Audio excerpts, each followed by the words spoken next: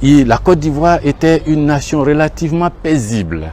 Il arrive en 90 comme Premier ministre, il ne se souvient pas que c'est lui qui a introduit la carte de séjour en Côte d'Ivoire au prétexte qu'il y avait trop d'étrangers en Côte d'Ivoire qui profitaient des services publics ivoiriens et qui ne payaient pas pour cela. Il s'attendait à obtenir 8 milliards de francs CFA.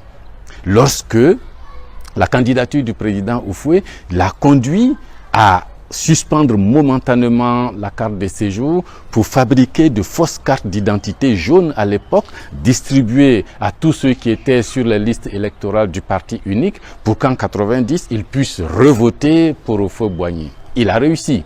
Sauf qu'après, pour chercher les 8 milliards, il a ressorti les policiers dans la rue, leur demandant de retirer toutes les cartes d'identité qui avaient été préparées pour les élections et qui étaient numérotées. Et ces cartes d'identité, à leur retrait, ont fait un choc psychologique violent parce que les policiers allaient devant les mosquées, les policiers arrêtaient tous ceux qui étaient en ville, en boubou ou quoi, qui ressemblaient à des citoyens maliens, sénégalais, burkinabés et autres. Et ça créait un choc qui a entraîné l'ivoirité, qui a entraîné l'accusation de xénophobie de la Côte d'Ivoire. Mais c'est lui, Ouattara, avant lui, il n'y avait pas de carte de séjour.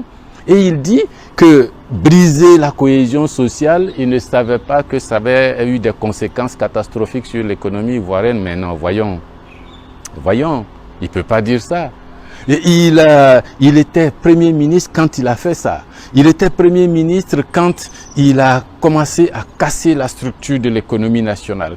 Et s'il avait laissé le président Bédié gouverner tranquillement dans les années 90, peut-être que la situation n'aurait pas été catastrophique.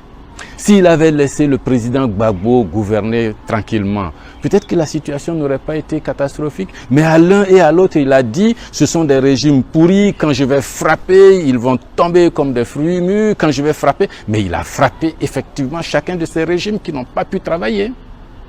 Et avec le président Gbagbo, il est allé jusqu'à monter cette rébellion.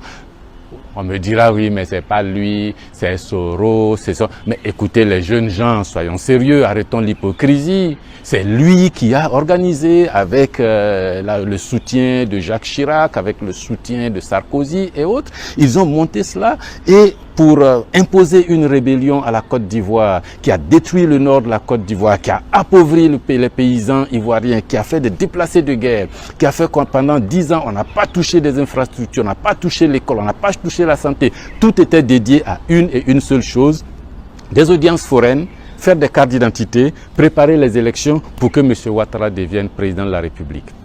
Bon, ça y est. Une fois président, il ne va pas dire qu'il n'est pas au courant que la situation économique était catastrophique.